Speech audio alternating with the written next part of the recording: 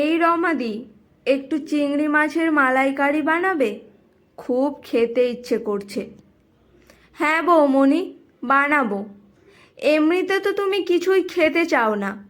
দিনরাত দেখি তোমার শাশুড়ি মা জোর করে করে তোমায় খাওয়াচ্ছে। আর আজ তুমি মুখ ফুটে বললে আমি তোমার ইচ্ছে পূরণ করব না। এই সময় তো খাওয়ার ইচ্ছে হবেই। অমনি মনীষা ওদের বাড়ির রান্নার মাসি রমার হাত দুটো ধরে বলে উঠেছিল, তুমি খুব ভালো। রমা বলেছিল, বৌমণি, তোমার মন একদম শিশুর মতো, এরকম থেকো সব সময়।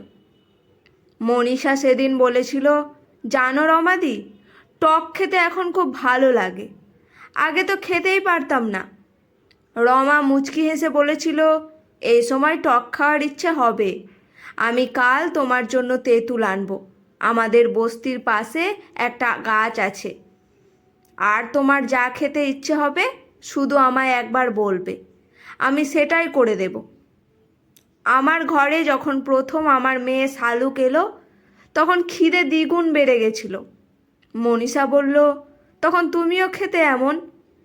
কষ্টের হাসি হেসে রমা বলল, আমাদের মতো গরিবদের আর খাওয়া। খিদের জ্বালায় কলের জল খেয়েছি, ভাতের ফ্যান খেয়েছি, খাবার দেবে কে? আর বাচ্চা পেটে এলে কাজটাও চলে গেল। তখন যে বাড়িতে কাজ করতাম তারা বলল পরে এসো। এই অবস্থায় কাজ করতে দেবে না ওরা। এদিকে মাতাল বরটা ঘরে টাকা রাখতে দিত না। এখন তুমি বুদ্ধি করে ব্যাংকে বই করে দিলে বলে দুটো টাকা জমাতে পারছি। তখন ঘরে খাবার নেই, টাকা নেই। আমি শুধু ভাবতুম পেটে যে আছে বাঁচবে তো। ভগবানকে দিনরাত ডাকতুম বাচ্চাটা যাতে সুস্থ হয়। সবাই তো তখন বলতো না খেলে নাকি কানা খোড়া বাচ্চা হবে। আমি তো অত বুঝি না, লেখাপড়াও জানি না, তাই ভীষণ ভয় হতো। একটু খাওয়ার জন্য হাহাকার করতাম। রমা মনীষাদের বাড়ি কাজে এসেছে মাস 6 আগে। এ বাড়িতে লোক বলতে মনীষার শ্বশুর শাশুড়ি, মনীষা আর ওর বর দীপু। সারাদিন মনীষা আর ওর শাশুড়ি বাড়িতে থাকে।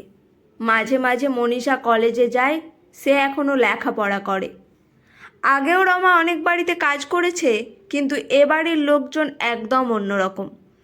শাশুড়ি বৌমার সম্পর্কও একদম আলাদা অন্য সব বাড়ির থেকে। রমা দেখে মনীষার শাশুড়ি মা কখনো বৌমাকে খাইয়ে দিচ্ছেন, কখনো শাড়ি পরিয়ে দিচ্ছেন, কখনো মাথায় তেল মাখিয়ে দিচ্ছেন। শ্বশুরমশাইও ভীষণ মজার মানুষ। পুরো বাড়িতে সবসময় খুশি আর আনন্দ বিরাজ করে। রমা শুনেছে মনীষা মা মরা মেয়ে, তবে শাশুড়ি মায়ের আদর যত্ন দেখে মনে হয় সে অভাব অনেকটাই পূরণ হয়েছে। রমা প্রথমে বেশ কয়েক বাড়ি কাজের সাথে সাথে এ বাড়িতে বাসন মাজা আর ঘর মোছার কাজ করত। তারপর একবার ওদের রান্নার মাসি কাজ ছাড়তে রমা রান্নার কাজ করতে শুরু করলো।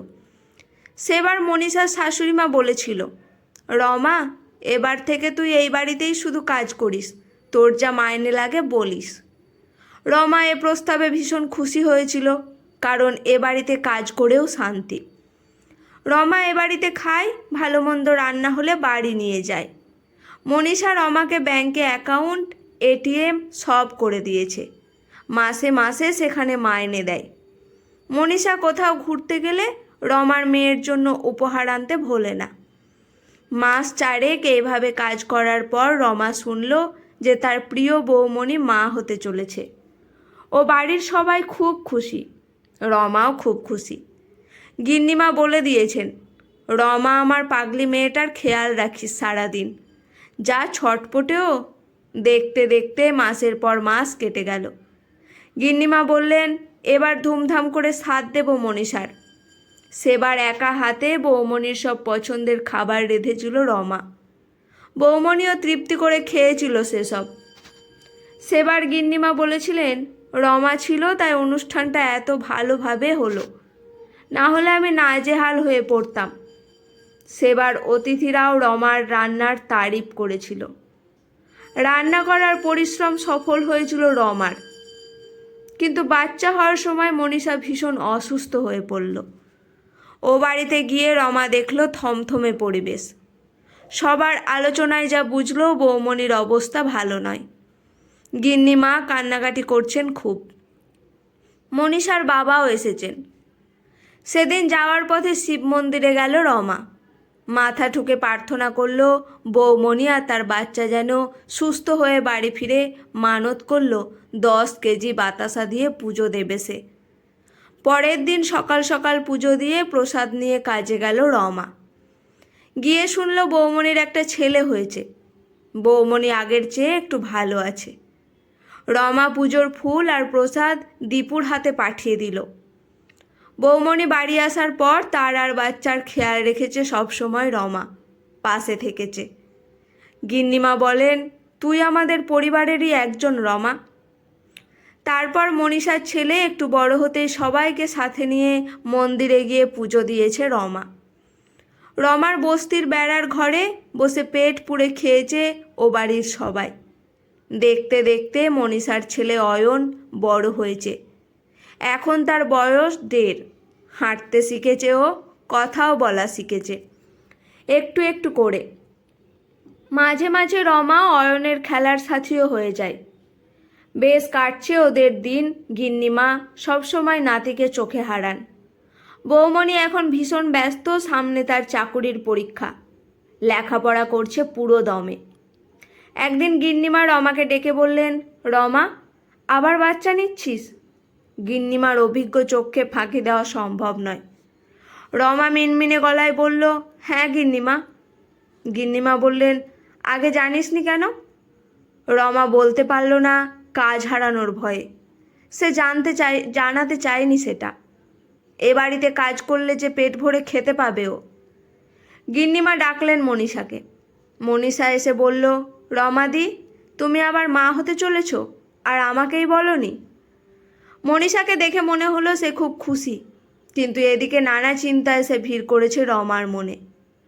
পরের দিন আসতেই গিন্নিমা বললেন, রমা, একটা ভালো রান্নার মেয়ে খুঁজে দিস তো।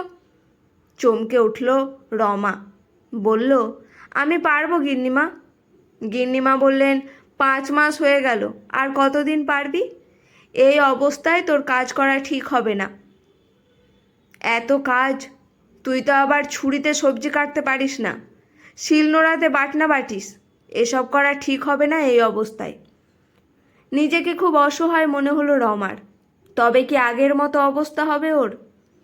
মনীষা কোথা থেকে এসে হাজির হয়ে বলতে শুরু করলো, ঠিক মতো খাবে রমাদি, ফল সবজি বেশি বেশি খাবে, প্রতি মাসে ডাক্তারের কাছে যাবে, তোমার অ্যাকাউন্টে তোমার মাইনে পাঠিয়ে দেব, তোমার আর কষ্ট করে এত দূরে আসতে হবে না। এ কথা শুনে চোখ থেকে জল গড়িয়ে পড়ল রমার। না, এ কষ্টের নয়, আনন্দের অশ্রু। গিন্নিমা বললেন, মনীষা যখন প্রথম মা হলো, দিন রাত এ বাড়িতে পড়েছিলি তুই, ভালো মন্দ সব খেয়াল রেখেছিস। এখন তুই মা হবি, আমাদের দায়িত্ব তোর সব খেয়াল রাখার। 3-4 মাস হয়ে গেছে রমা বাড়িতে আছে। ব্যাংক থেকে টাকা তুলে ব্যাগে ভরে বাজার করে সবাই মিলে পেট ভরে খায়। নিয়ম করে ডাক্তারের কাছেও যায় সে। হঠাৎ একদিন রমার পর নগেন বলল, ও বাড়ি থেকে ফোন এসেছিল, তোর সাথে কথা বলবে ওরা। এর আগেও ও বাড়ির লোক ফোন করে খোঁজ নিয়েছে ওর। আজ ফোন করতে শোনা গেল বৌমনির গলা। কেমন আছো রমাদি? বলছি সামনের রবিবার সবাই বাড়িতে থাকবো, একবার আসবে? রমা বলল, হ্যাঁ যাব বৌমনি। রমা বলল, মেয়ে আর তোমার বরকে সাথে এনো, আর স্টেশন থেকে রিক্সাতে আসবে, আমি ভাড়া দিয়ে দেব। আজ রবিবার সকাল থেকে সারা বাড়িতে হই হই কাণ্ড। রান্নাঘরে অপটু হতে সব রান্না করেছে মনীষা শাশুড়ি মাকে সাথে নিয়ে। রমা বাড়ি ঢুকে তো অবাক। এ কি দেখছো? বসার ঘরে সুন্দর আসন পাতা, থালা সাজাচ্ছে মনীষা। রমা বলল, আজ কি কিছু আছে বৌমনি? গিন্নিমা হেসে বললেন, মেয়ের কথা শোনো, আজ এ আয়োজন সব তোর জন্য, আজ আমরা তোর সাথ দিচ্ছি। শুনে হতভম্ব হয়ে গেল রমা। মনীষা তাড়া দিল, বসো বসো রমাদি, এবার একে একে সবাই তোমাকে আশীর্বাদ করবে।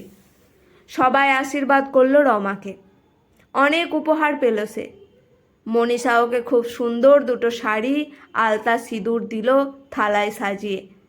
পেট ভরে খাবার খেলো রমা। মনীষা বলল, কেমন হয়েছে রান্না রমাদি? আজ কিন্তু আমি সব নিজের হাতে রান্না করেছি তোমার জন্য। আজকের গল্পটি এখানেই সমাপ্ত। কেমন লাগলো অবশ্যই কমেন্ট করে জানাবেন। ভালো লাগলে পাশে থাকবেন।